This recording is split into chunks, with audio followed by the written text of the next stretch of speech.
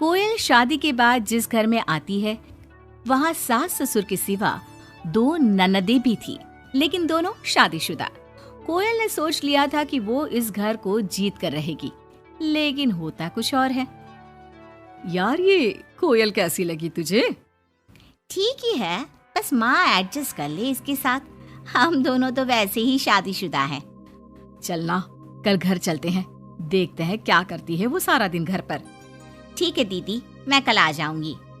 दोनों ननदें मायके आती है, जहाँ पिता बाहर बैठकर पेपर पढ़ रहे थे, माँ अंदर सब्जी काट रही थी और कोयल वो तो कहीं नहीं थी। क्या पापा बाहर क्यों बैठे हैं? बहू ने निकाल दिया क्या?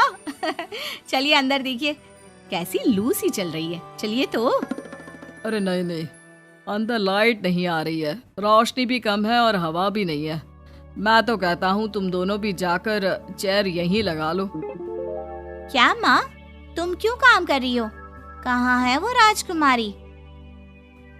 अरे सुबह से ही कोयल लगी है, मैंने अभी भेजा है जबरदस्ती कि जाओ जाकर लेट लो।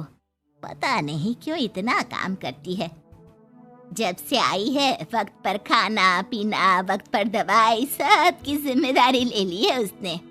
वो तो हम भी कर रहे हैं ना माँ, अपने ससुराल में सभी को तो करना पड़ता है।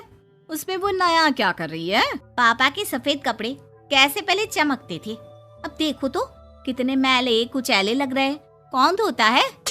धोती तो बहू ही है, लेकिन क्या करे बेचारी, मशीन ही खराब पड़ी है। सबके कपड़े हाथ से धोना, उसके भी तो मुलायम छोटे छोटे हाथ हैं। हाँ हाँ, और हम लोगों के हाथों में तो चक्का लगाए ना। अरे बस भी करो माँ। दोनों बहनें माँ बाप को काफी भड़काने की कोशिश करती, लेकिन कोई फायदा नहीं होता। पर कहते हैं ना, बेटी तो बेटी होती है उन लोगों के जाने के बाद। क्या बात है माँ जी, कोई आया था क्या? हाँ, वो तेरी दोनों ननदें आई थी। अरे तुम मुझे उठाया क्यों नहीं माँ? मैं भी मिल लेती ना दोनों दीदियों से। अरे ना बेटा, तभी तो तू सोने गई थी। मैंने उन लोगों को खाना बनाकर खिला दिया, चिंता ना कर। कोयल को सास की बात अच्छी लगती है। वो अंदर जाने लगती है कि सास उसे टोक देती है। बेटा, वो तेरे ससुर जी के कपड़े काफी मैले कुचैले लगते हैं, थोड़ा ठीक से धोया कर। हाँ जी माँ जी। कोयल सास को कुछ नहीं कहती, लेकिन रात में जब पति आता है तो कोयल उससे कहती है, सुनिए, पापा के घर के पहनने वाले कपड़े काफी पुराने हो गए हैं। मैंने कई बार उसे धोया, लेकिन उनमें चमक ही नहीं आती। अगर आप कुछ पैसे देते तो मैं पापा के लिए घर पहनने के लिए नए कपड़े लेकर आऊं।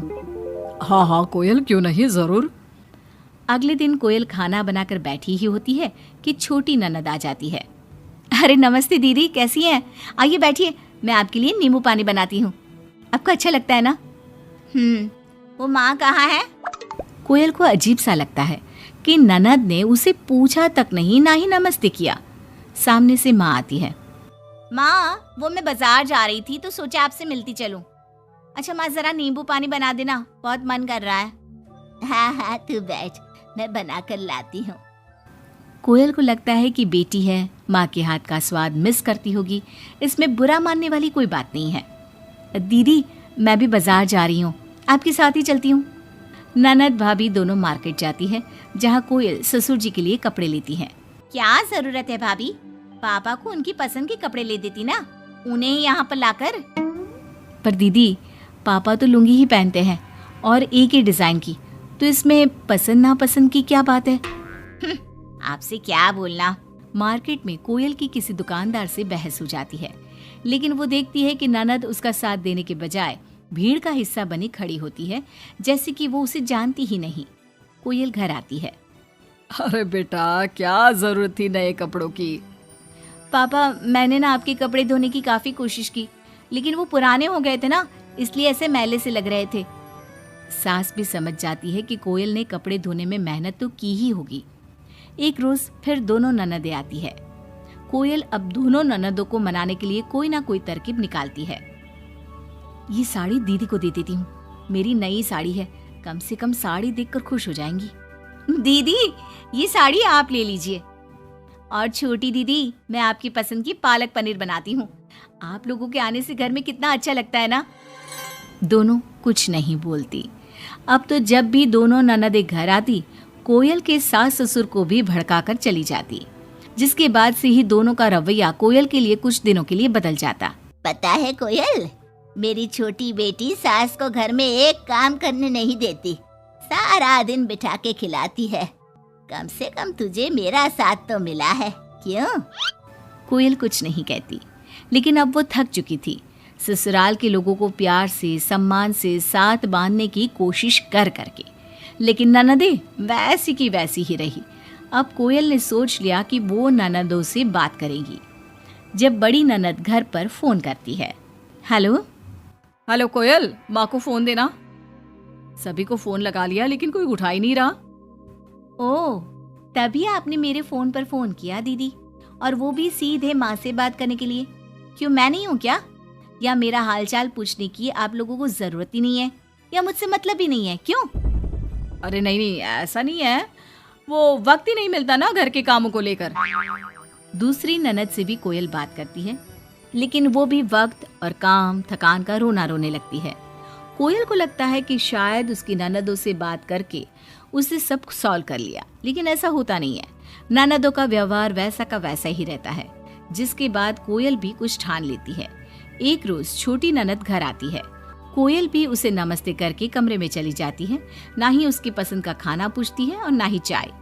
बड़ी ननद को भी कोयल फोन करना छोड़ देती है, और ना ही उन लोगों के स्टेटस चेक करती है, ना ही उन लोगों के आने पर हालचाल पूछती है। दोनों ननदों को कोयल का बदला रूप अच्छा तो नहीं लगता। क्या बात है कोयल भाभी, आपको हमारा यहाँ घर आना अच्छा नहीं लगता क्या? लेकिन हम भी क्या करें, मायका है, माँ बाप है, तो आएंगे तो सही ना। वो काम है थोड़ा, मैं अपने कमरे में जा रही हूँ।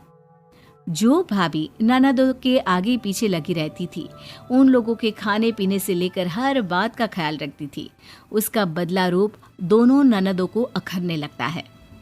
क्या बात है कोयल, अब हम लोगों से बात भी ज्यादा नहीं करती, ना ही फोन करती है।